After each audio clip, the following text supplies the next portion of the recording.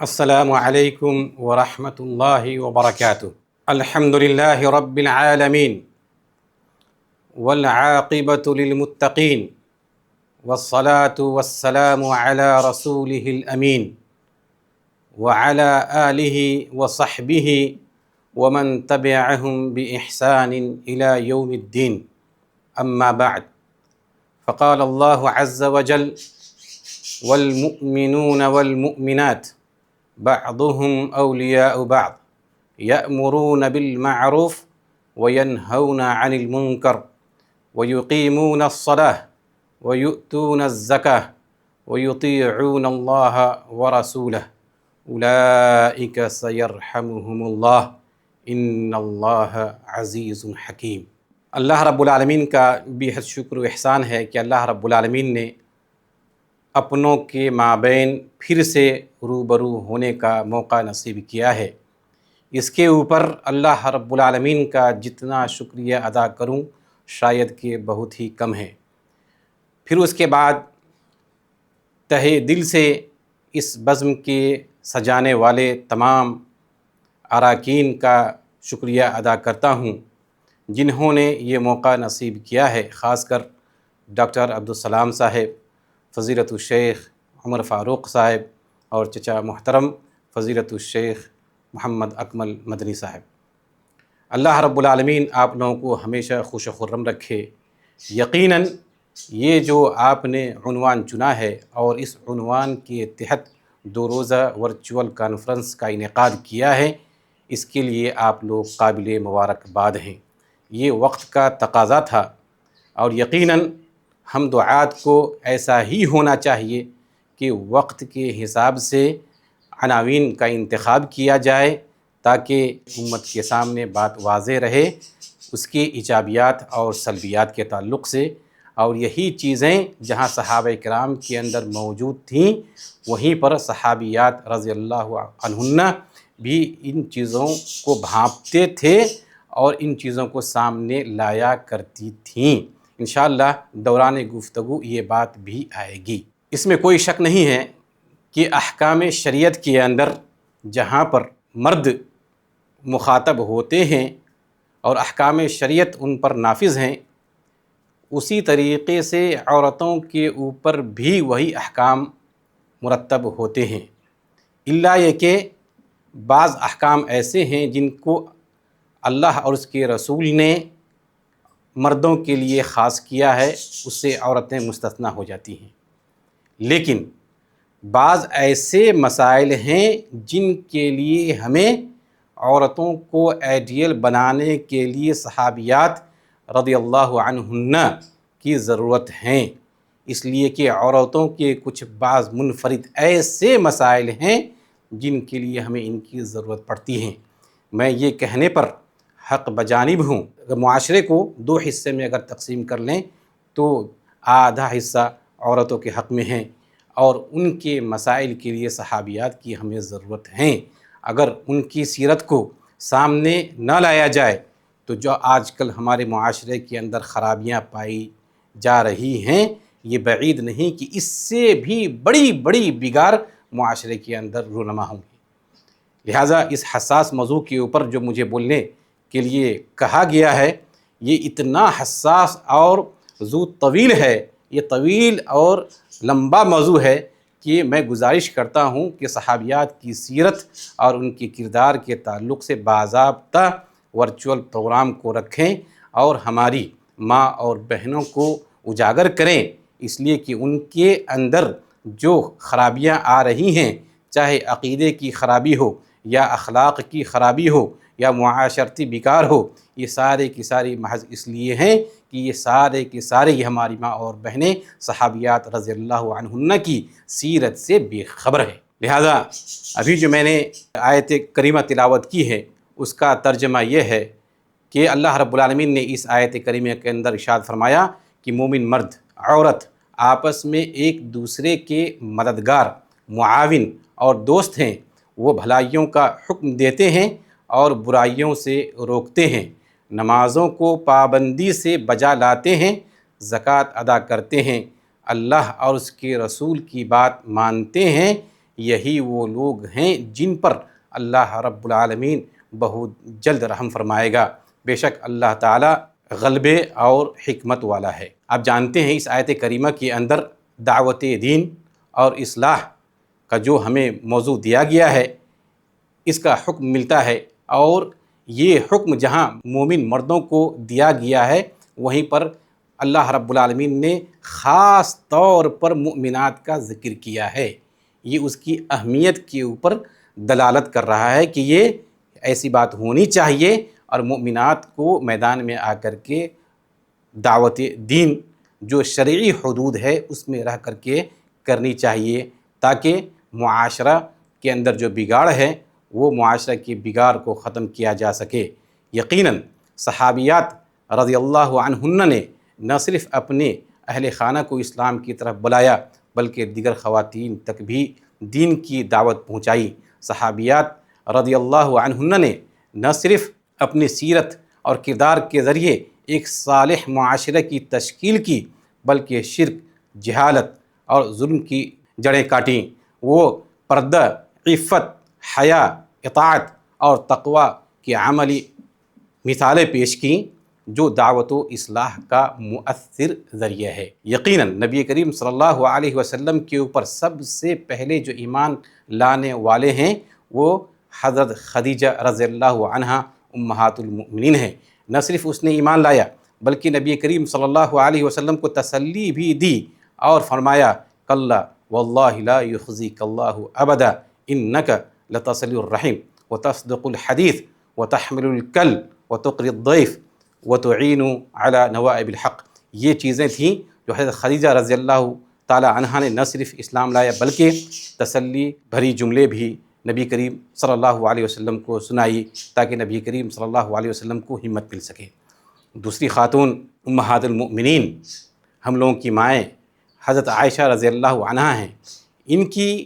جو آپ دیکھیں گے حسنات کو تو شاید کہ آپ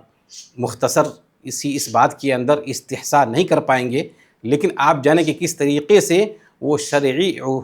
علم کے حصول کے لیے کوشاں تھیں کہ حتیٰ کہ وہ چوتھے نمبر پر آتی ہیں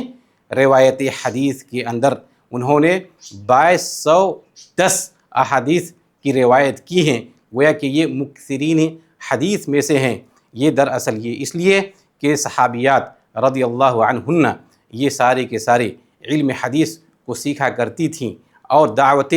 دین سے پہلے یہ اپنے لیے جو شرعی منہج ہے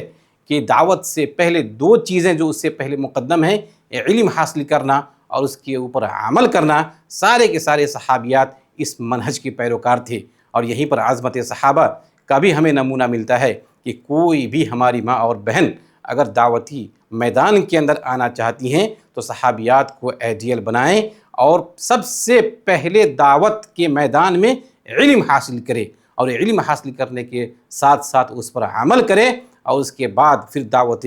دین کا فریضہ انجام دے۔ غور کریں کہ عائشہ رضی اللہ عنہا اس کے پاس ایک عورت آتی ہیں اور ان سے سوال کرتی ہیں کہ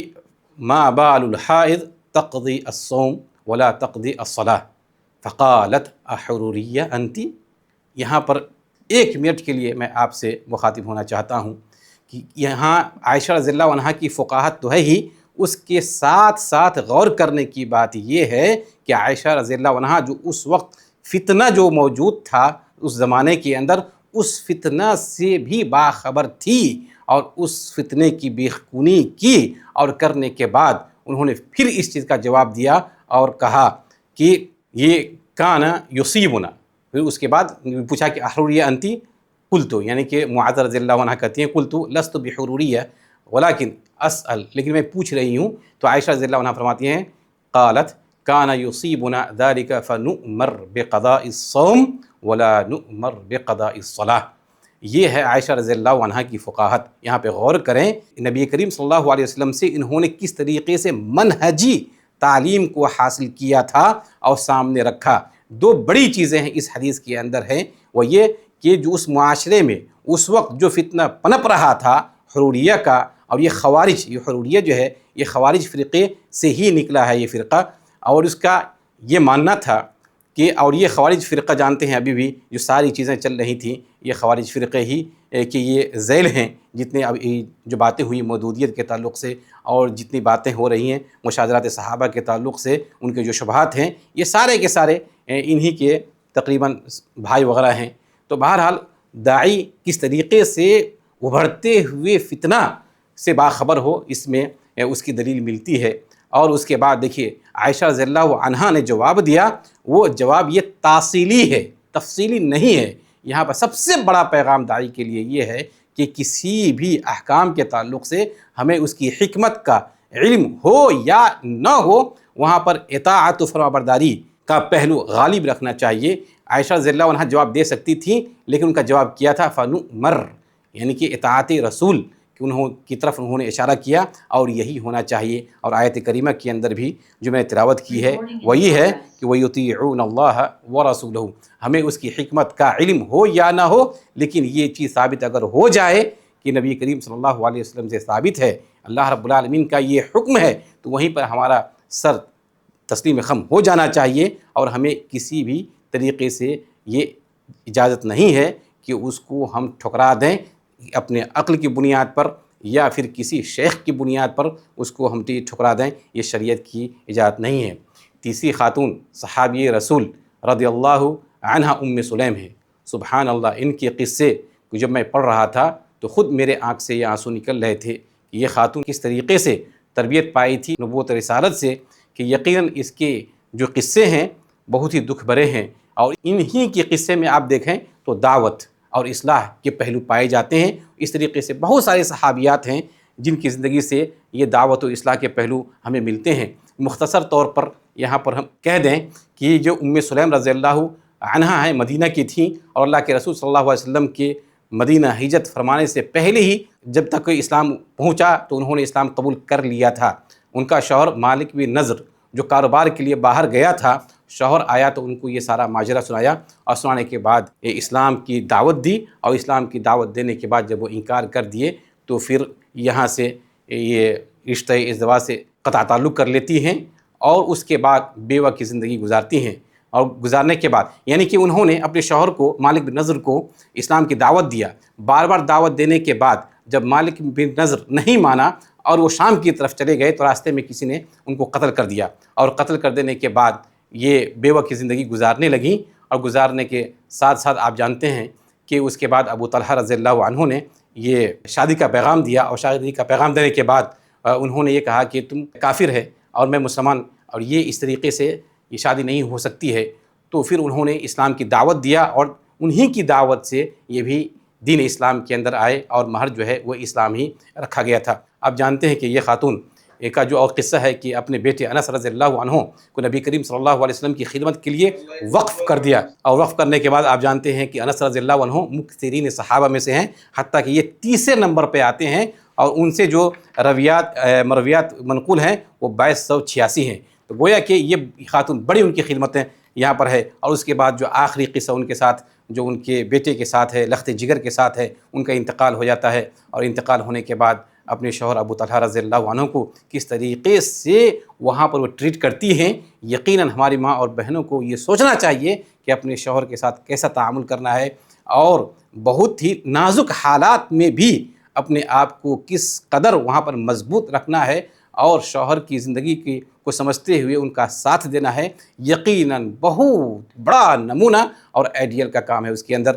اس لیے میں آخر میں یہ کہنا چاہوں گا اپنی ماں اور بہنوں کو کہ صحابیات کے قصے کو پڑھیں، اور انتظامیہ سے خاص طور پر میں یہ گزارش کرتا ہوں کہ شاید کہ یہ وقت کافی نہیں ہے اور زیادہ وقت ہو رہا ہے، میرے پاس مقالے پڑے ہوئے ہیں، انشاءاللہ تحریری شکل میں لانے کی اسے میں بھرپور کوشش کروں گا۔ یقیناً دیکھیے بچے کے انتقال کے بعد اللہ رب العالمین نے جو اس رات میں جو کچھ بھی ہوا، ہونے کے بعد